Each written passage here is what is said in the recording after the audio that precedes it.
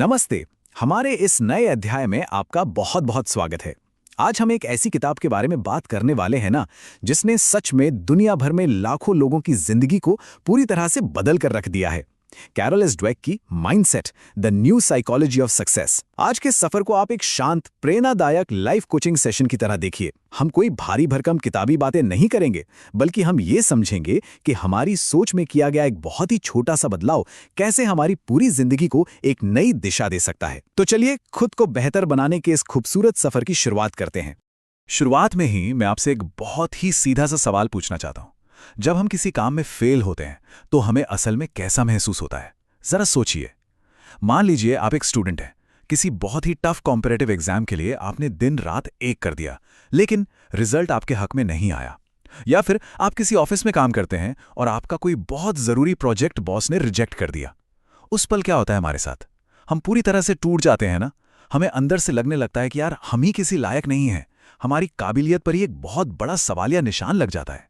ये एक ऐसा दर्द है ना, जिससे हम सब अपनी रोजमर्रा की जिंदगी में कभी ना कभी गुजरते ही हैं। लेकिन क्या इस हार का मतलब सच में हमारी कोई कमी है? और बस यहीं पे एंट्री होती है स्टैनफोर्ड यूनिवर्सिटी की मनोवैज्ञानिक कैरल एस ड्वेक की। उनकी दशकों पुरानी और सच कहूं तो एकदम क्रांतिकारी रिसर्च की। उनकी ये स्टडी हमें एक बहुत ही गहरी बात सिखाती है। वो बताती हैं कि किसी भी इंसान की जिंदगी को उसकी असफलताएं तय बिल्कुल नहीं करती। जी हां, बल्कि जब असफलता सामने आती है तो हम उस पर कैसा रिएक्शन देते हैं, उससे कैसे निपटते हैं, असल में ये बात हमारी पूरी जिंदगी का रास्ता तय करती है। देखिए, हार तो सबको मिलती है, लेकिन हार के बाद हम क्या सोचते हैं वही हमारा कल बनाता है। तो चलिए इस बात की थोड़ी और गहराई में उतरते हैं। ड्वेक के हिसाब से इंसानों में मुख्य रूप से दो तरह के माइंडसेट या मानसिकताएं होती हैं। पहला है फिक्स्ड माइंडसेट। यहां इंसान को लगता है कि उसकी बुद्धिमानी और काबिलियत पत्थर की लकीर है। मतलब अगर वो किसी चीज में अच्छा नहीं है तो वो कभी अच्छा नहीं हो सकता। ऐसे लोग हमेशा बस खुद को सही साबित करने में लगे रहते हैं, अपनी कमियों को छिपाते हैं क्योंकि उन्हें फेल होने से बहुत डर लगता है। और दूसरी तरफ है ग्रोथ माइंडसेट। ये वो लोग हैं जो दिल से मानते हैं कि मेहनत, लगातार अभ्यास और सही लगन से किसी भी स्किल को, किसी भी काबिलियत को बढ़ाया जा सकता है। ये लोग फेल होने से डरते नहीं हैं, बल्कि उसे कुछ नया सीखने का एक शानदार मौका मानते हैं। अब एक ऐसी बात पर ध्यान देते हैं जो सच में आपको हैरान कर देगी। हम में से ज्यादातर लोग क्या मानते हैं? यही ना कि हमारा आईक्यू तो भाई जन्म से तय होता है। लेकिन आपको ये जानकर बहुत हैरानी होगी कि खुद आईक्यू टेस्ट बनाने वाले अल्फ्रेड बिनेट का असली मकसद क्या था। उन्होंने ये टेस्ट पेरिस के स्कूलों में उन बच्चों की पहचान करने के लिए बनाया था जिन्हें पढ़ाई में मुश्किल हो रही थी। उनका इरादा बच्चों पर कोई ठप्पा लगाना नहीं था कि वो कमजोर हैं या उनकी बुद्धि फिक्स्ड है। बिल्कुल नहीं। वो तो ये चाहते थे कि इन बच्चों के लिए नए शिक्षा कार्यक्रम बनाए जाएं ताकि वे अभ्यास से अपनी बुद्धि का विकास कर सकें। सोचिए, खुद आईक्यू टेस्ट का आविष्कारक ये मानता था कि शिक्षा और प्रैक्टिस से इंसान में बुनियादी बदलाव लाए जा सकते हैं। इसी बात को मशहूर समाजशास्त्री बेंजामिन बार्बर का एक विचार बहुत ही गहराई से समझाता है। वो कहते हैं कि जब हम ग्रोथ माइंडसेट अपना लेते हैं ना, तो सफलता और असफलता के मायने ही पूरी तरह से बदल जाते हैं। तब हम दुनिया को सफल और असफल या ताकतवर और कमजोर लोगों की नज़रों से देखना बंद कर देते हैं, बल्कि हम दुनिया को सिर्फ दो तरह के लोगों में बांटते हैं।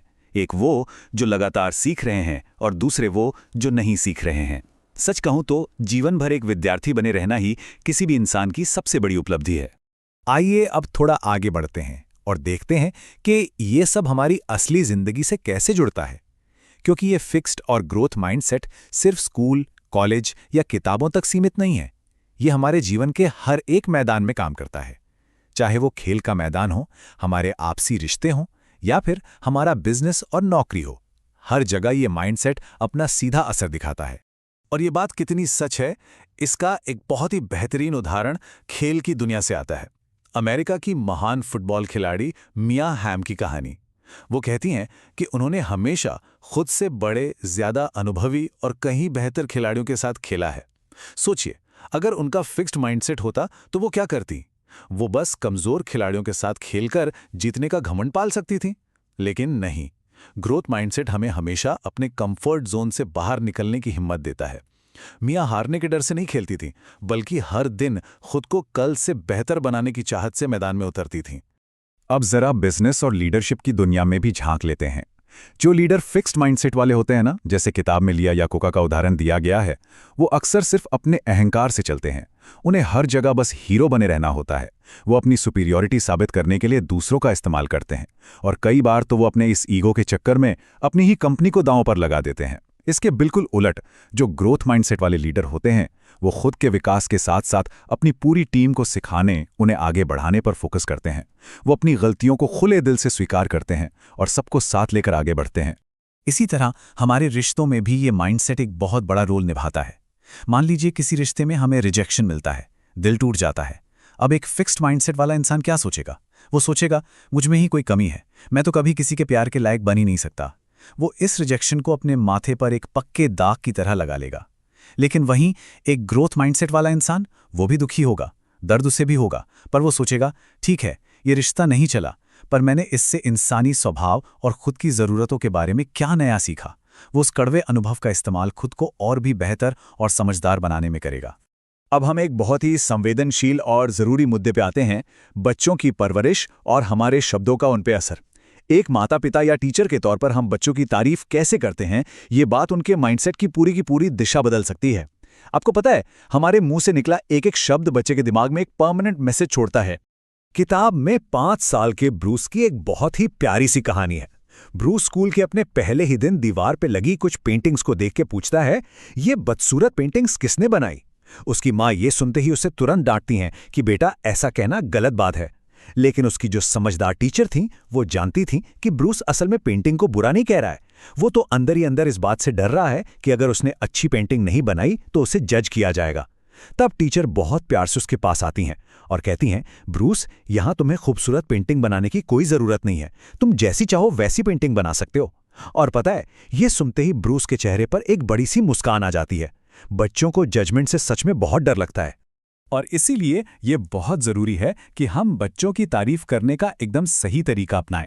जब हम कहते हैं ना, वाह बेटा, तुम तो जन्म से ही कितने होशियार हो, तो अनजाने में ही सही हम उनके फिक्स्ड माइंडसेट को बढ़ावा दे रहे होते हैं।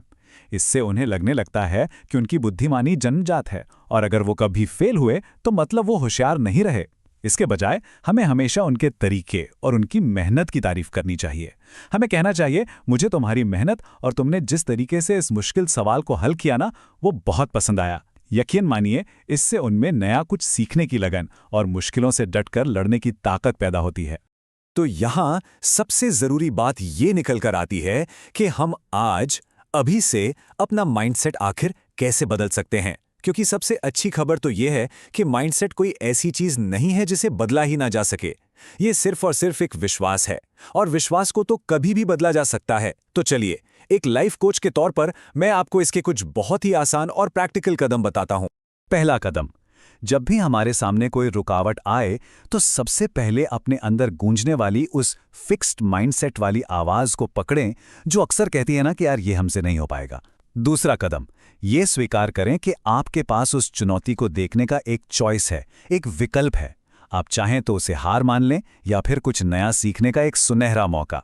तीसरा कदम, अपनी हार को तुरंत नॉट येट यानी अभी नहीं में बदल दें। खुद से कहें कि हम फेल नहीं हुए हैं, बस अभी मंजिल तक नहीं पहुंचे हैं।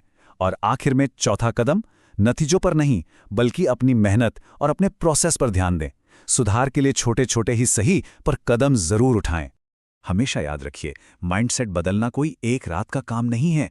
जिस सोच के साथ हम सालों से जी रहे हैं ना, उसे पीछे छोड़ने में थोड़ा वक्त और मेहनत तो जरूर लगेगी, लेकिन जब हम इस ग्रोथ माइंडसेट को अपना लेते हैं तो हम सच में आज़ाद हो जाते हैं। फिक्स्ड माइंडसेट के उस घुटन भरे पिंजरे से आज़ाद, जहां हमें हमेशा बस खुद को दूसरों से बेहतर साबित करना होता था। ग्रोथ माइंडसेट हमें एक बहुत ही सच्ची, साहसी और खुलेपन से भरी जिंदगी जीने की आज़ादी देता है। और मैं आज के इस अध्ययन को ना विज्ञान की एक बहुत ही कमाल की और प्रेरणादायक बात के साथ खत्म करना चाहूंगा। क्या आपको पता है कि जब भी हम किसी नई चुनौती का सामना करते हैं, कुछ नया और मुश्किल सीखते हैं, तो हमारा दिमाग सचमुच शारीरिक रूप से बदलता है। जी हाँ, वो नए कनेक्शंस बनाता है। हमारा दिमाग सच में ग्रो कर रहा होता है, बढ़ रहा होता है। तो अब जब भी कोई मुश्किल काम आपके सामने आए और मन करे कि बस अब हार मान लो, तो याद रखिएगा कि आपका दिमाग उस वक्त एक नई ताकत बना रहा है। तो बताइए, क्या हम सब अपनी अगली बड़ी चुनौती का सामना करने के लिए पूरी तरह से तैयार हैं? बिल्कुल। चलते रहिए और हमेशा सीखते रहिए। आज के लिए बस इतना ही। बहुत बहुत धन्यवाद।